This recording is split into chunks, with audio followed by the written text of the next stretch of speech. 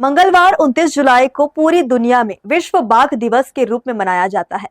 इस दिन को मानने का उद्देश्य बाघों को संरक्षित करना, उनकी संख्या बढ़ाना और उनके रहवास क्षेत्र को सुरक्षित करना है। बाघों से रायगढ़ का इतिहास भी जुड़ा हुआ है। आज की युवा पीढ़ी को यह मालूम नहीं होगा कि कभी रायगढ़ में भी बाघों की दहाड़ सुनाई देती थी और पूरा शहर सहम जाता था। राजमहल से कुछ ही दूरी पर रहवास स्थल बनाकर बाघों को रखा जाता था और उन्हीं के लिए तालाब भी बनाया गया था, जिसे आज लोग बाघ तालाब के नाम से जानते हैं। तो आइए विश्व बाघ दिवस के दिन जानते हैं बाघ तालाब और उससे जुड़ा इतिहास।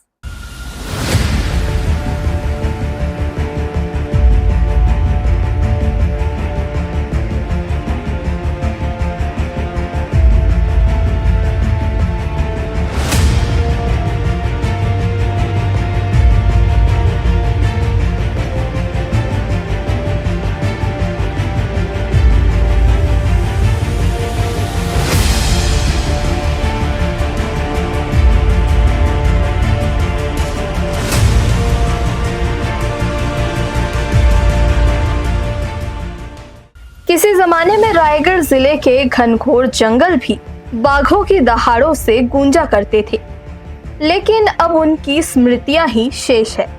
अब भी कोई बाघ रायगढ़ जिले के जंगलों की सैर करने के लिए आता हो और घूम फिर कर निकल जाता हो तो कोई आश्चर्य की बात नहीं होगी, क्योंकि जिस जंगल में सांभर और चीतल की भरमार हो, घास और बांस से भरे जंगल हो, भरपूर पानी उपलब्ध हो, तो ऐसे जंगलों की ओर बाघ अपना रुख जरूर करता है, भले ही वो किसी को दिखाई न दे।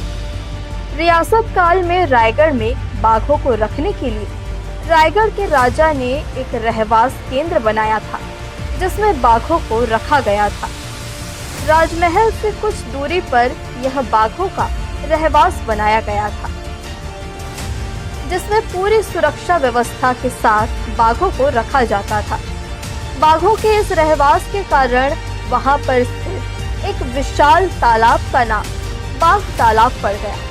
तो वहीं पर संगमरमर का बना बाघंबर मंदिर भी स्थित है। बाघों का रहवास स्थल अब खंडहर के रूप में तब्दील हो चुका है, पर यही खंडहर वहां पर बाघों के रखे जाने की याद दिलाते हैं। बाघ तालाब का इतिहास बहुत पुराना है। राजा चक्रधर सिंह के टाइम से वहाँ बाघ कोठली बनाया गया है, बाघ तालाब पचरी बनाया गया है, संपूर्ण संगमरमर मंदिर बनाया गया है। वहाँ 2-3 शेर का पिंजरा परमानेंट वहाँ बनाया गया था, सख्त जाली वगैरह और आपका लगा के। तो वहाँ बापू नगर का एक देख रेख करने वाला एक हरिजन एक आता था वहाँ, और वो आके बाघ को वहाँ से बाघ तालाब में नहलाने के लिए निकालता था। तो हम लोग ऊपर में पचरी के ऊपर देखते थे, डरते सहमे, और उस टाइम बचपना था हम लोगों का। और वैसा तो कोई ये नहीं हुआ घटना दुर्घटना। बाकायदा शेर को 2-3 शेर थे, चीते थे, ये सब को नहला के फिर उसके बाद फिर पिंजड़े के अंदर डालता था वो, और उन लोगों को खाना वाना खुराक देता था और सुरक्षित थे। तो आज भी उनका धरोहर रखा हुआ है। और बाघ तो आज बाघ दिवस है, और आज तो बाघ वगैरह तो है नहीं, सब मर खप गए। और उसके याद में अभी हम लोग को देखे हुए हैं तो हमारे आँख से झूलते रहते हैं लोग कि पहले राजा स्टेट के टाइम में क्या था, अब क्या हो गया। अब सिर्फ बचा हुआ है यादगार के रूप में। तो मैं चाहता हूँ शासन से कि कुछ इस प्रकार का वहाँ कुछ ऐसा करे, ताकि आगे चल के हमारे पीढ़ी के हमारे नौजवानों को कुछ उसके बारे में पता लगे। बाघ तालाब में यहाँ बाघ का कोठली है, ये बाघ का यहाँ रहने का जुगाड़ है। बाघ पहले रहता था, अब तो राजा जमाने की बात है वो, अभी तो नहीं है बाघ। यहाँ सब उसका व्यवस्था था, इसलिए रहते थे। अब राजा लोग का राज था, राजा लोग अब तो राज नहीं है राजा का, इसलिए बंद हो गया। बाघ तालाब इसलिए बोलते हैं कि यहाँ बाघ रहता था, बना रहता था, इसलिए बाघ तालाब कहते हैं। ये बाघ तालाब है, उसके बगल में हाथी लोग भी रहते थे। हाँ, अस्तबल भी है, उसको अस्तबल बोलते हैं, फिल्टर पर। और आजकल फिल्टर प्राण बन गया वो। हालांकि रायगढ़ के जंगलों से बाघों के विलुप्त हो जाने को एक लंबा अरसा बीत चुका है। अब सिर्फ उनकी कहानियां और चर्चा ही रायगढ़ की फिजाओं में गूंजती है। इन चर्चाओं में कि कभी पुराने समय में बंजारी मंदिर के पास बाघ आया करता था।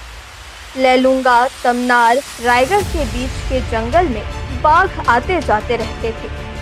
लगभग 40 साल पहले 1980 के आसपास रायगढ़ के बंगुरसिया के जंगल के अंदर एक मृत बाघ पाया गया था, जिसका पोस्टमार्टम करने के लिए उसे वन विभाग द्वारा रायगढ़ के पशु चिकित्सालय में लाया गया था।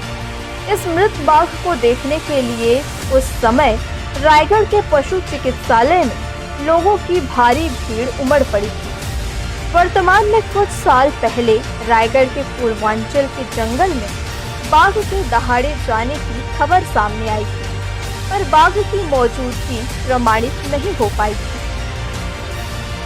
हर्ष न्यूज के लिए देवेश देवांगन के साथ रोहिताश्व बेहरा की रिपोर्ट।